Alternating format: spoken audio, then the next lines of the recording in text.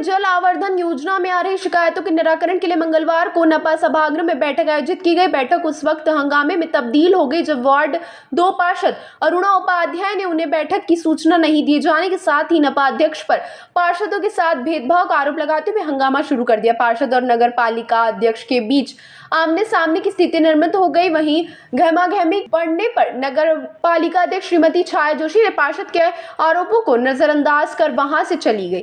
पार्षद अरुणा उपाध्याय ने बताया कि पिछले 4 माह से साधारण सभा नहीं हो रही है। नगर पालिका की विभागीय बैठकों में भी चुनिंदा पार्षदों को बुलाया जा रहा है। अध्यक्ष को भी कई बार शिकायतें की लेकिन वे भी पक्षपात करती हो। उपाध्याय ने कहा कि उनके वार्ड में भी जल आवर्धन को लेकर शिकायतें समस्याएं हैं, उन्हें बैठक में नहीं बुलाया गया। हंगामा बढ़ते देख मौजूद अफसरों ने भी समझाइश का प्रयास किया। नगर पालिका उपमंत्री कमलाकांत जोशी ने बताया कि जल आवर्धन योजना को लेकर शहर के विभिन्न वार्डों से शिकायतें मिल रही हैं, जिसके निराकरण के लिए मंगलवार को नगर पालिका में बैठक आयोजित की गई। इसमें पार्षद, सभापति, नगर पालिका इंजीनियर, राजस्व शाखा अधिकारी के साथ ही फील्ड में काम करने वाले की मेन को सूचना दी गई थी। वार्ड 2 के पार्षद को सूचना नहीं मिलने की बात उन्होंने कही है। अब कैसे सूचना नहीं मिली यह जांच का विषय है। किसी भी पार्षद के साथ भेदभाव नहीं किया जा रहा है। कि आज मीटिंग ली गई थी जल प्रदाय की, जिसमें जीएमसी और सीवरेज वालों को बुलाया गया था। अध्यक्ष मैडम ने अगर मीटिंग ली थी तो सारे पार्षदों को क्यों नहीं बुलाया गया है? इस तरह से भेदभाव क्यों किया जाता है? पिछले 6 महीने से उन्होंने मीटिंग नहीं ली हुई है, उसके बावजूद आज मीटिंग ली जा रही है जिसमें मुझे बुलाया नहीं गया है। बाकी सारे पार्षद बैठे हुए हैं वहाँ पर, है ना? उसके बावजूद मुझे क्यों नहीं बुलाया गया? मुझे भी मेरे वार्ड में कम से कम 100 कनेक्शन लगवाने हैं जीएमसी के। अगर इस तरह से भेदभाव होगा तो मैं तो यहाँ पर मेरी जनता को लाकर आंदोलन करूंगी, क्योंकि अध्यक्ष का काम रहता है कि सारी परिषद को साथ में लेकर चले और वो किसी को भी साथ में लेकर नहीं चल रहे हैं। मेरे साथ अनगिनत भेदभाव किए जा रहे हैं। मैं एक ऐसी की महिला हूँ और ये एक ब्राह्मण समाज की महिला है, इसलिए मेरे साथ इस तरह से भेदभाव किया जा रहा है। आज मैं यहाँ पर खड़ी हूँ और ऊपर मीटिंग चल रही है और मुझे कोई भी सूचना नहीं दी जा रही है। और मेरे वार्ड में मेरे घर पर आज ही आकर कई लोगों ने बोला कि मैडम हम पानी से बहुत परेशान है, हमारे यहाँ जीएमसी के कनेक्शन होना चाहिए। उसके बावजूद मैं यहाँ पर उसी को लेकर सूचना करने आई थी कि मैं अध्यक्ष से मिलती हूँ, लेकिन अध्यक्ष मैडम ने ना किसी को इंफॉर्मेशन दी, ना किसी को सूचना दी। मुझे नहीं पता कि किसी को दी या ना दी, लेकिन मुझे नहीं बुलाया गया इस मीटिंग में। दूसरे पार्षद सब आए? दूसरे पार्षद मुझे 3 से 4 लोग दिखे गए हैं। मैंने सारे पार्षदों को नहीं देखा, लेकिन मुझे सूचना नहीं मिली।